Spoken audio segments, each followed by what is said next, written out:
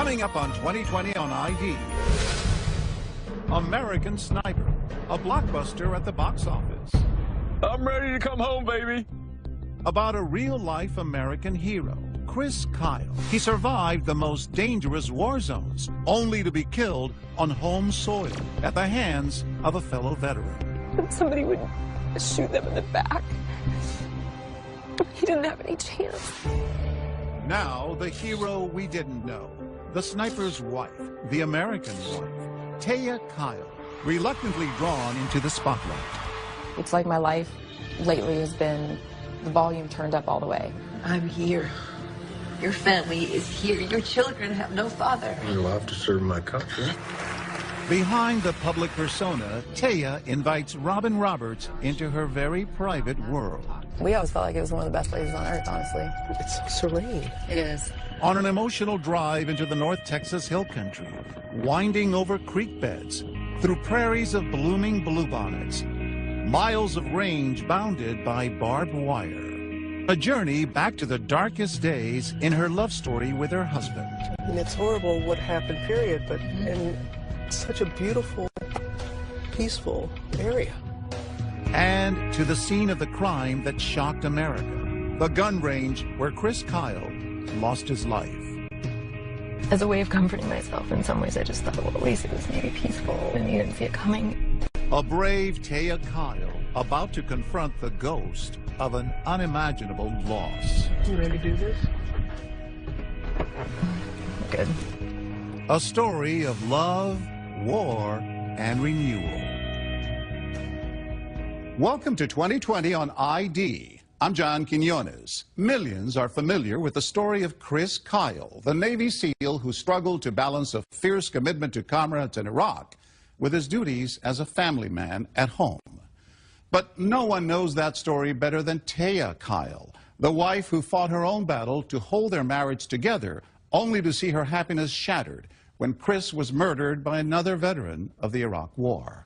Taya wrote an unflinching account of their marriage in her book, American Wife. And in 2015, she shared her story with Robin Roberts, from intimate family moments to the place where her husband lost his life, to her commitment to keeping Chris's legacy alive. It is a story of unbreakable love. This is American Sniper Chris Kyle as you've never seen him. Not in a Hollywood movie, but in a home movie. One of many his wife Taya Kyle is sharing exclusively tonight with 2020. You may not like everything, but it's for a reason. Faith was very important to Chris, too. Yes. The blessing of a new child. It's scenes like these that inspired Taya to write her book, American Wife, where she tells her story of love and loss with Chris.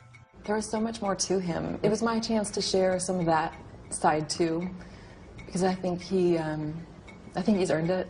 For Taya, Chris was her unlikely soulmate, her cowboy in shining armor.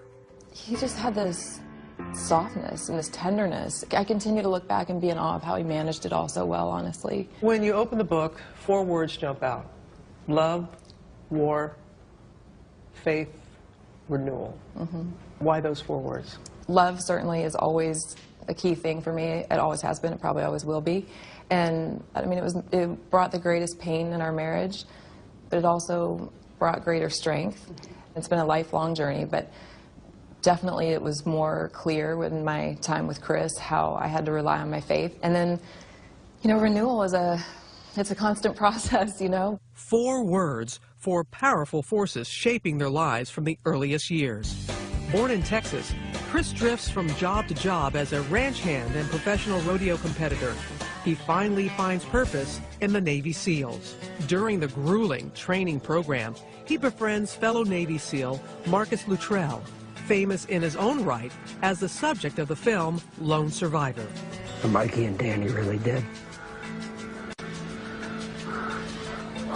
People die all the time in our training, not talking about combat, just talking about training. I mean, blood and sweat every day. Chris not only survives, he thrives, showing immense talent as a sharpshooter, earning his SEAL Trident. He's stationed in Southern California, where, as the movie shows, he meets Taya. She's working as a pharmaceutical sales rep, and as she says in her book, depressed after a series of bad relationships and an unsure future, praying for a man with a good heart.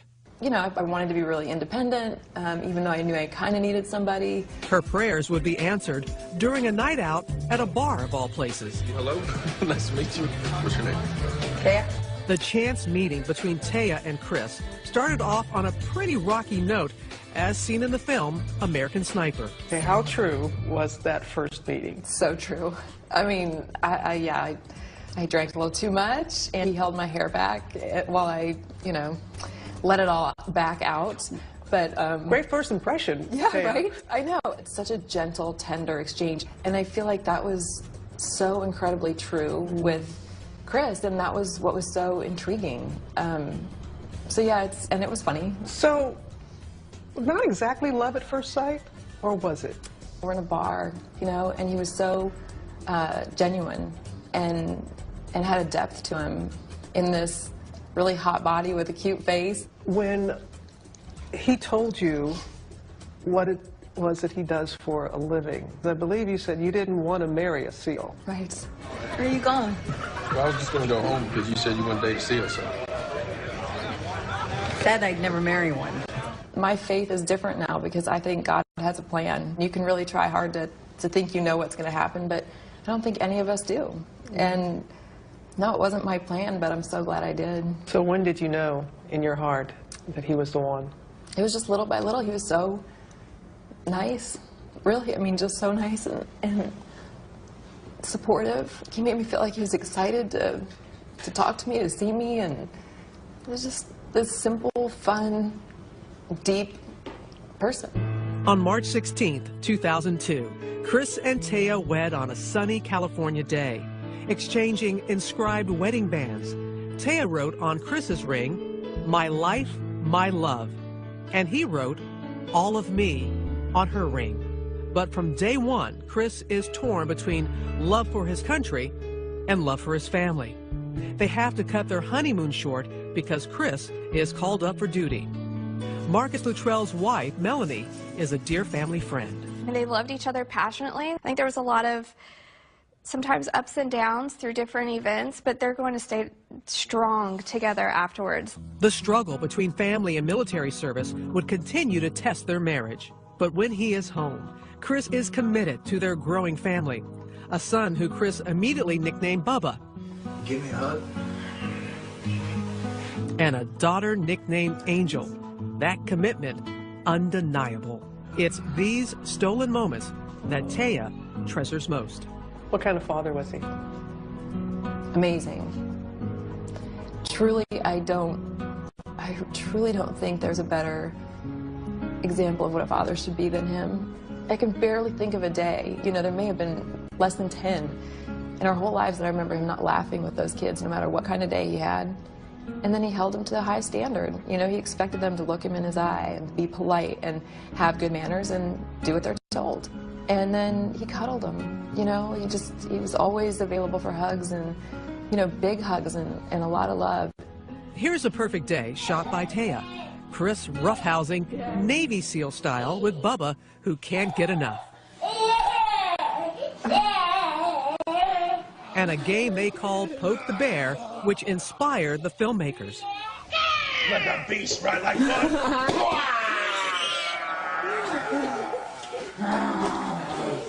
Taya's camera captures more than the fun times. She also records poignant, reflective moments like this. Listen closely as Chris talks to his son Bubba the night before his third deployment. Come here, Bubba.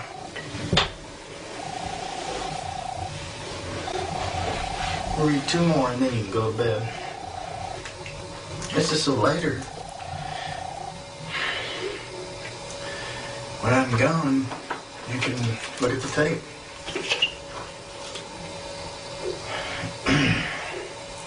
I know when he said, "when I'm gone," he was referring to deployment. But he is gone, and this can be played. What are your emotions and your children when you see this? I know that there was a part of him that also was referring to being gone for good. And that was always a possibility. When it came down to would he be okay with dying on the battlefield, absolutely. But I think in the moments where you're holding your kid and thinking about not being there with them, that's when the pain, you know, comes in. And there was plenty of pain for Chris and for Taya. When we come back, trouble in the marriage. I remember crying to him and saying, I don't want to tell you this because what if this is the last time that we talk? I don't want to tell you this because I don't want you to worry about it. And what the home movies would reveal about a family in crisis. What's this year going to bring for you? Sickness, misery, bankruptcy. Stay with us.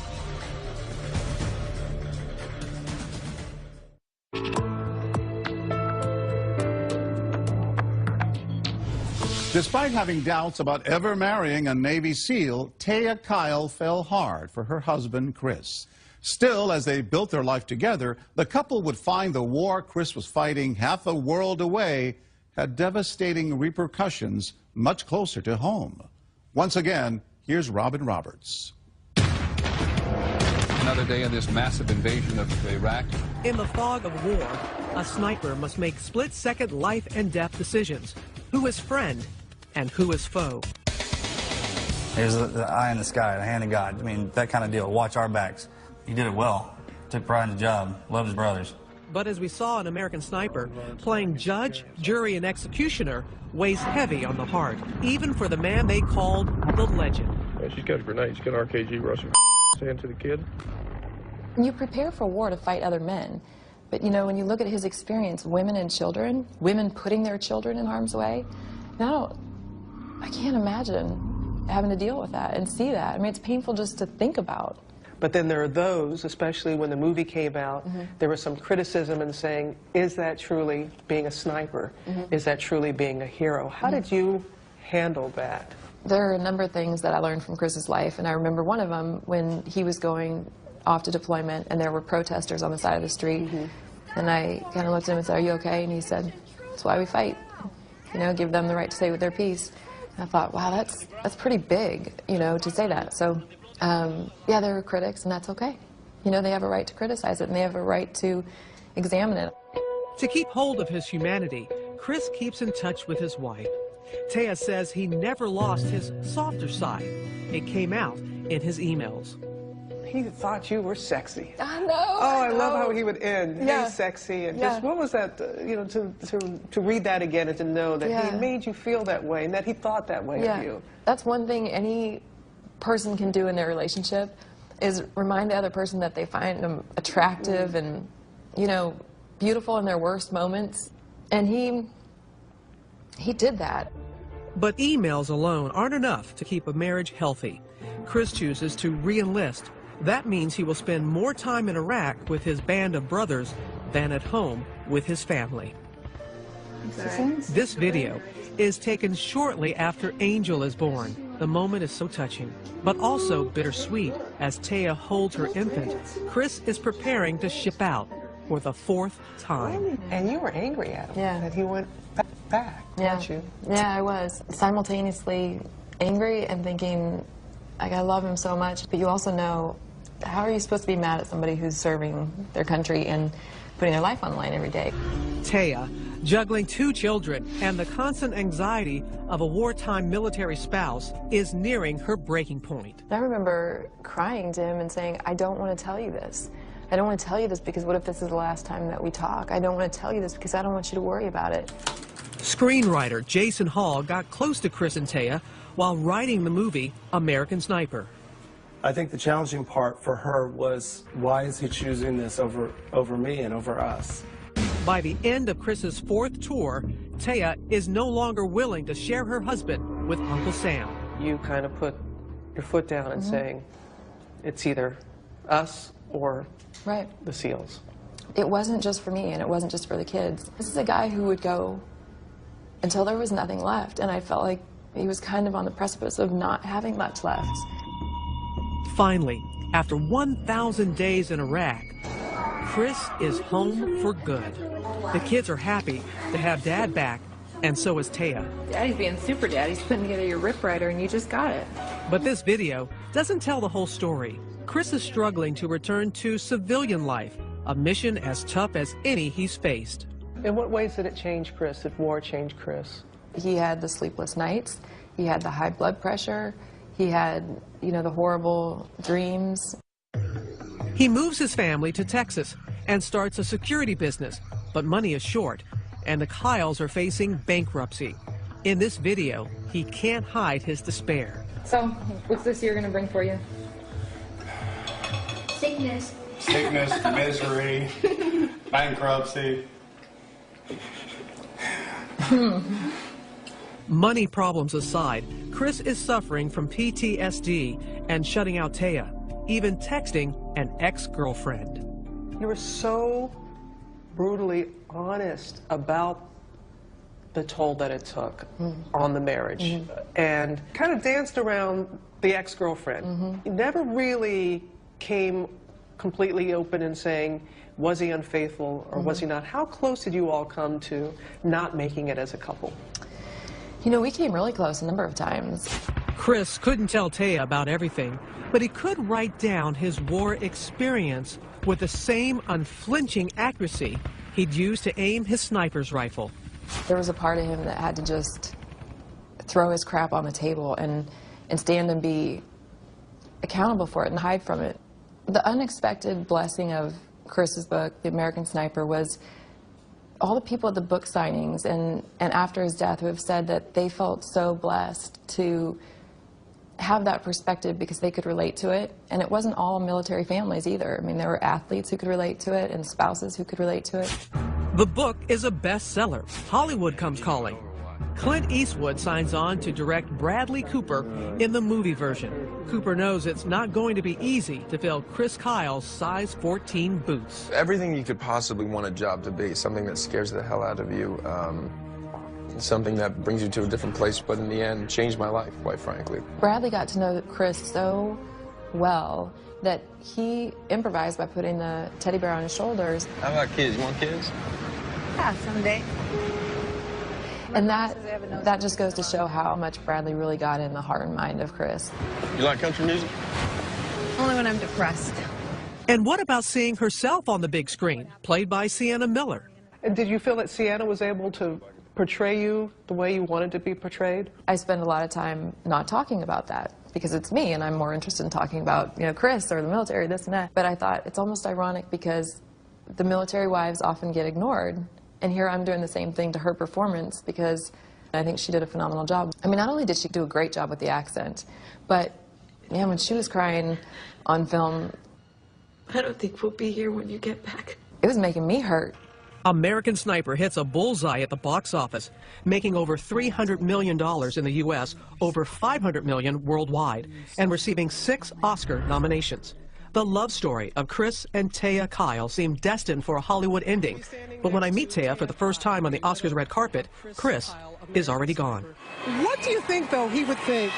All the nominations, Best Picture, $300 million at the box office. No, you know what? He would be absolutely blown away, and he would be his usual happening for couples who are healing with this movie. When we come back, the story of what happens after the movie's ominous fade to black. 911, and my brother just came by here. He told me that he's committed a murder. And Taya and I make that emotional visit to the place where she lost her husband. And I just needed to be with him, I just wanted to be with him. Stay with us.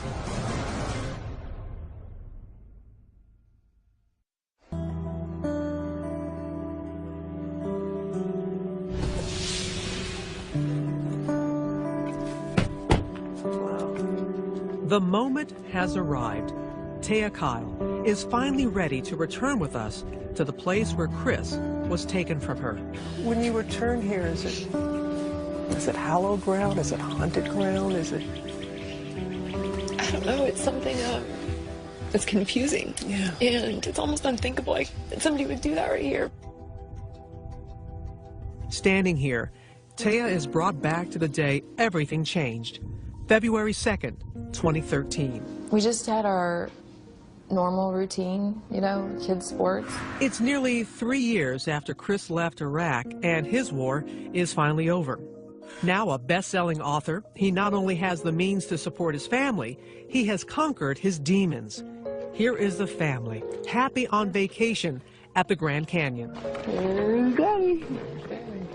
Home at last, in body and mind. He has even begun helping fellow vets adjust to civilian life, bringing them to shooting ranges like this to relax and open up.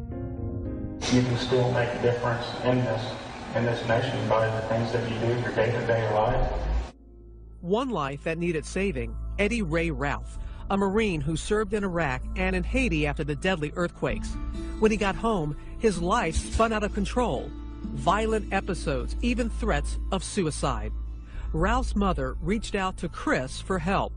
And even though Chris had never met Ralph, he agrees. Chris was going to go do something charitable and kind and something he really didn't have time for. He's one of those guys that made time. That brisk February morning, Chris asked his best friend, Chad Littlefield, to come with him and Ralph here to the Rough Creek Lodge gun range, a hunting resort about 2 hours southwest of Dallas.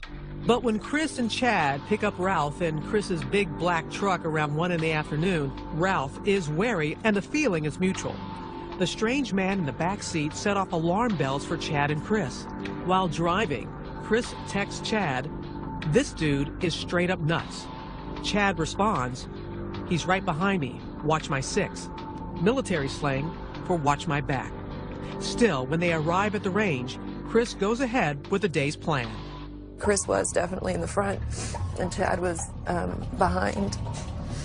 And I know that he had just shot some Old West kind of replica guns, and both of them were empty. Ralph waits until Chris has fired all his shots downrange and guns down Chad. Then, before Chris knows what's happening, Ralph shoots him 6 times, all in the back. I know that Chad and Chris both had their sidearms holstered and on safety. The shooter, I think, was over there. And he definitely had some loaded weapons that he turned on him quickly, if not simultaneously. Mm-hmm. I don't think they've ever been able to pinpoint exactly. If he had 2 guns, it could have been. I know they didn't, neither one of them saw it coming. The man who survived 1,000 days of war and made it home has been killed by a fellow veteran. Dying's one thing. Everybody dies, but you shot him in the back, man. You're a coward. Ralph takes Chris's gun and his truck and heads to his sister's house, telling her he just killed 2 men. The second he leaves, she calls 911. 911, yes, ma'am. My brother just came by here. He told me that he's committed a murder. Taya hears the news from Mark Tribley, a family friend on the local police force. I immediately left the police station, went to his house. Taya immediately knew something was wrong, and I told her that it was confirmed that Chris had been murdered. I just looked at him. I remember looking in his eyes so intently and just saying, like, "Are you sure?" Because I've had these scares before where I thought he was dead and he wasn't. And he said yes. I just remember thinking, there's no way you're wrong. Like, there has to be. He was a survivor and a fighter, and, you know, and honestly, I didn't know how many times he'd been shot or that somebody would shoot them in the back. He didn't have any chance, and I think that was part of it, is he was so capable. And he'd been in so many close calls that it didn't seem real. For so long, she had to worry when Chris was overseas. But once he came home, that put him in the clear. She never have to worry about that again. She thought she was going to have him for the rest of her life. And then all of a sudden, on a normal Saturday, she gets a knock at the door, and that immediately changed her life. When they came to the funeral home, I just said I need to see him, like, the minute he gets in. And I know they wanted to clean him up and all that stuff, and I just couldn't have been more emphatic. And on the way there, one thing that I remember asking the guy who went with me, a friend of ours, I just asked him, I said, "Are his hands okay?" And I said, "It's fine if they're not, I just want to be prepared." And he said, "No, I think they're okay." And I just wanted to hold his hand, you know? And even if it had been shot up, I still was going to hold his hand, but I just wanted to know before I went in. And people were concerned, you know, like, "Are you going to be okay going in?" And I said, "Yeah, going in isn't going to be the problem. You know, getting me out of there is going to be the problem." And it turned out it was. That was the hardest part. How were you able to tell your children about what happened to Chris? It was one of the hardest things I've ever had to do. And I remember thinking, you know, maybe I'll take them outside so they don't have the memory of getting this news in the house. I just told them something really bad had happened and that Daddy got hurt. And my daughter looked at me and she said, "Is he dead?" And then the guttural cry came from is she was thinking that couldn't possibly be true. It's very hard to understand. They had the same questions we all have. Why would he do that? You know, why would somebody do that to Daddy? Police tracked down Chris's truck within hours. This video shows police ordering Ralph to exit. Eddie! Turn it off, Eddie! Then, unexpectedly, Ralph takes off, leading police on a high-speed chase through residential neighborhoods. At one point, police rammed the truck. Eventually, Ralph surrenders. He is arrested and charged with the first-degree murder of Chris Kyle and Chad Littlefield. 9 days later, a rainy, gray day in Dallas. Thousands file into AT&T Stadium, home of Chris's beloved Dallas Cowboys, to pay their respects to a fallen American hero. I stand before you, a broken woman. But I am now, and always will be, the wife of a man who is a warrior both on and off the battlefield. Chris Kyle's funeral procession to the Texas State Cemetery, providing the movie's poignant final moments.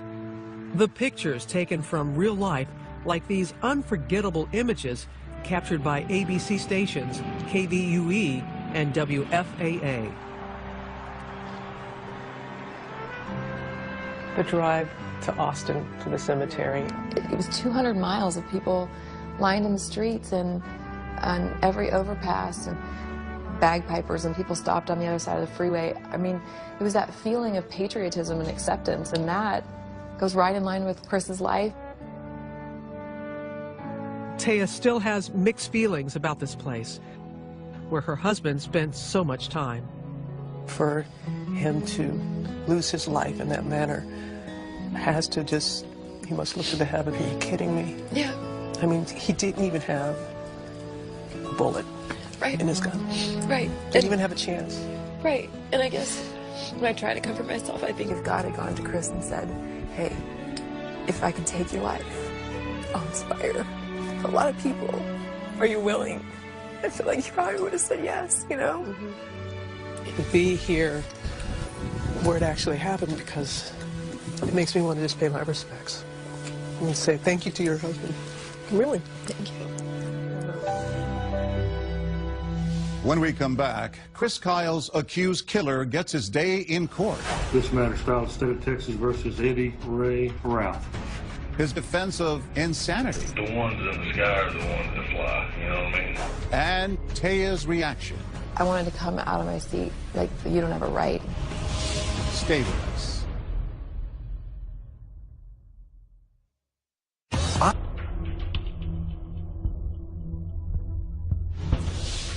In the dusty West Texas town of Stephenville, cowboy capital of the world, all rise. Taya Kyle comes to bear witness as the man who killed her husband is brought to justice. This matter styled State of Texas versus Eddie Ray Ralph. 2 years later, Ralph looks very different. He's heavier and neatly dressed. What was it like being in that courtroom with him? You know, some of the pictures when it was autopsy type pictures and he'd be staring at them, I wanted to come out of my seat, like, don't you dare look at them in that vulnerable state. You don't have a right. It's a challenge for Taya just to be here. The 2 years since Chris was taken from her have been the darkest of her life. And I know, Taya, you tried to remain as strong as you could, but you went down a deep hole, depression in some ways.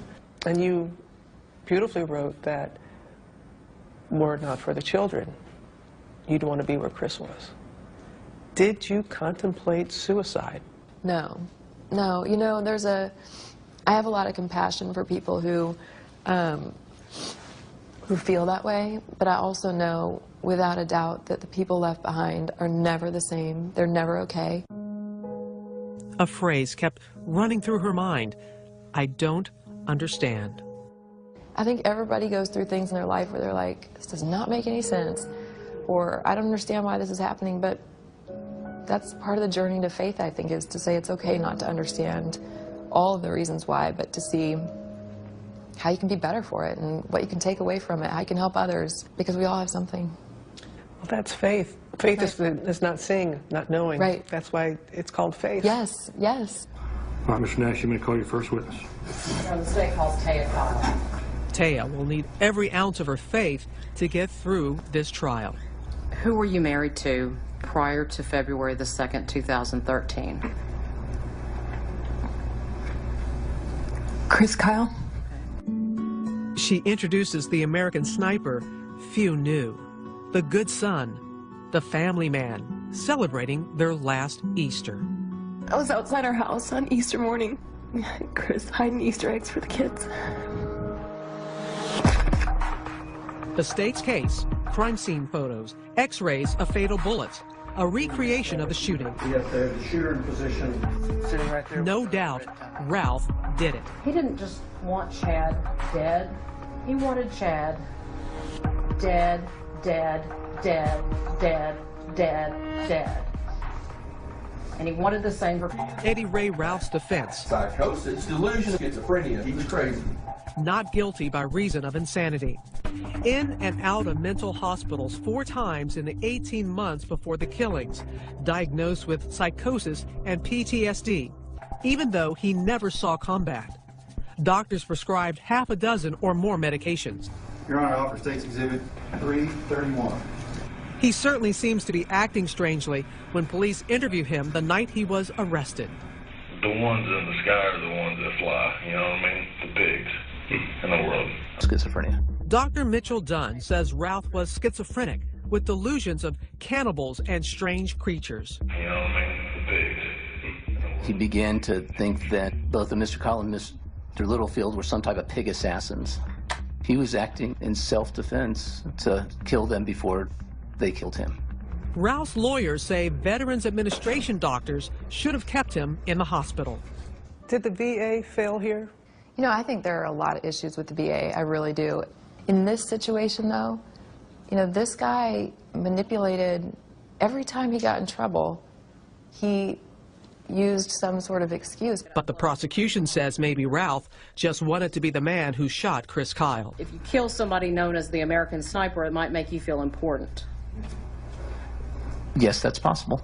It is time for The jury heads on in their ears. this defendant gunned down 2 men in cold blood, shooting them in the back in our county. Find him guilty. Jurors deliberate together, pray together, and then decide. The way he carried out these murders and then in his actions afterwards. The reloading of the gun, the taking the truck. He ran from the police. He may have had some mental issues, but I don't think it rose to the level of that he didn't know what he was doing was wrong. I've been advised the jury has reached a verdict in this matter. Is this correct? Mr. Ralph, if you'll please stand. We, the jury, find the defendant Eddie Ray Ralph guilty of the felony offense of capital murder as charged. The sentence is automatic, life without parole. When we come back, can Taya ever forgive? It's a struggle at times. Right. I mean, that he took something. And she considers the possibility of new love. But you even said, Taya, that you heard Chris saying he wants you to allow yourself to find another love. When we come back.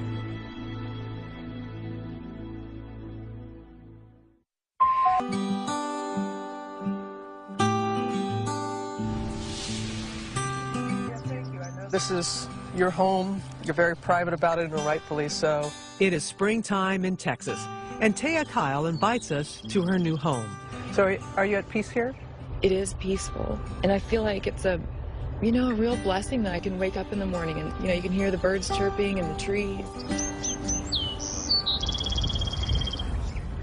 The trial seems far away, but her feelings about the man who took her husband's life are ever present. I had a friend tell me, you know, showed in the Bible that there are stories where he forgives the person immediately, but there's still a consequence for their actions, and sometimes it's long term. And I needed to hear that because I was thinking forgiveness meant it's okay. No, forgiveness, and that's the thing. When you don't forgive, you're hurting yourself. Giving that person that you're letting them off the hook. Right. No, you're not. Right.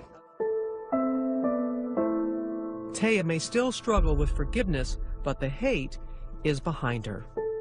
That's why God tells us not to hate, because the moments where I had just disdain, disgust, like any focus on that person, it hurt me. In this new season, time for a new purpose. Taya is committed to keeping her husband's legacy alive.